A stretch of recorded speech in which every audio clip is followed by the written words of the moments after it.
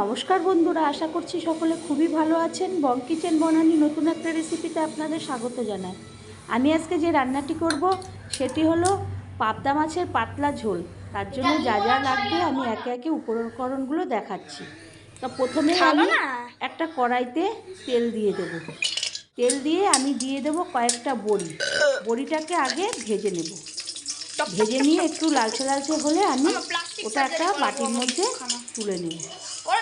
এরপরে আমি কড়াইতে আবারও তেল দিয়ে দেব, একটু বেশি করে তেল দেব, কারণ মাছটাকে ভাজতে হবে। আর পাবদা মাছ ওটার কোনো আঁশ থাকে না, তার জন্য একটু নুন একটু হলুদ কড়াইতে দিয়ে দিলাম তেলের সঙ্গে, তাহলে তলায় আর ধরে যাবে না।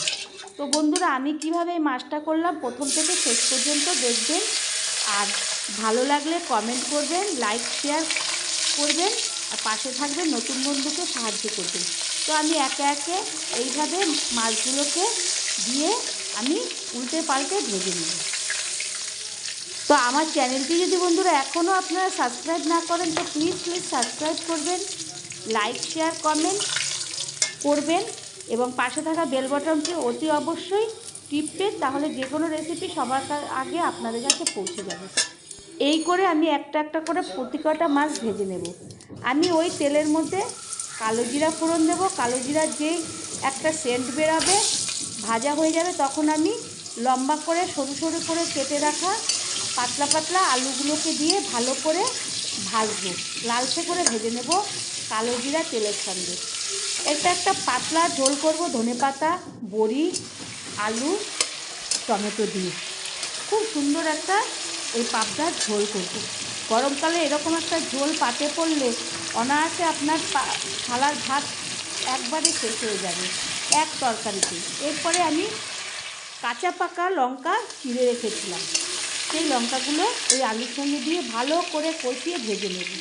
এরপরে আমি দিয়ে দেব লবণ, হলুদ, লঙ্কার গুঁড়ো, জিরের গুঁড়ো দিয়ে আমি আবারও ভালো করে মশলাটাকে আলুর সঙ্গে ভালো করে কষিয়ে নেব।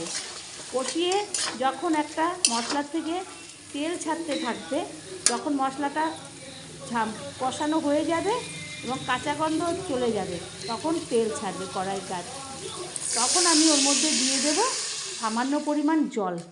একদম পাতলা একটা ঝোল করব কাঁচা লঙ্কা ছিঁড়ে। খুবই সুন্দর হবে এই মাছটা খেতে, যদি একবার বাড়িতে এইভাবে করে খান। এরপর আমি ঢাকনা দিয়ে ঢেকে দেব। ঢাকার পরে আমি কিছুক্ষণ পরে ঢাকনাটা তুলে দেখব আলুটাকে সিদ্ধ হলো কিনা। তো আমি একটু নেড়ে চেড়ে এইভাবে দেখব যে হ্যাঁ, আমি পাতলা করে কেটে দিয়েছিলাম আলুগুলোকে, তো সিদ্ধ হয়ে গেছে। তখন আমি ওর মধ্যে দিয়ে দেব ধনে পাতাটা।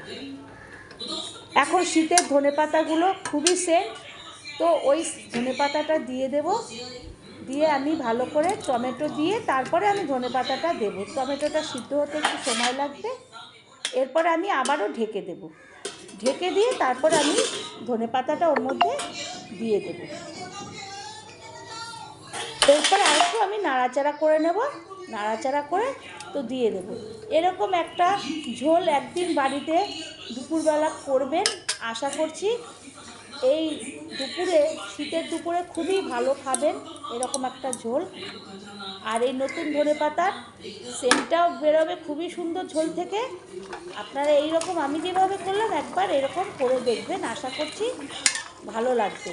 আমার মতন এইভাবে করলে আশা করছি ভালো লাগবে। এরপরে আমি ধনেপাতা দিয়ে একটু টকবক করে ঝোলটাকে ফুটিয়ে তখন আমি মাছগুলোকে একে একে দিয়ে দেবো।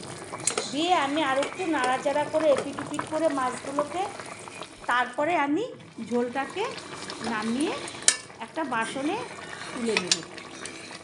তো এইভাবে এরপরে আমি দিয়ে দেব লাস্টের বড়িটা, কারণ বড়িটা আগে দিলে তখন বড়িটা গলে যায়, সেই কারণে বড়িটাকে আমি লাস্টে দিয়ে দেবো। তো আমি একে একে এই মাছ, আলু, টমেটো, বড়ি তুলে একটা পাত্রের মধ্যে সার্ভ করব।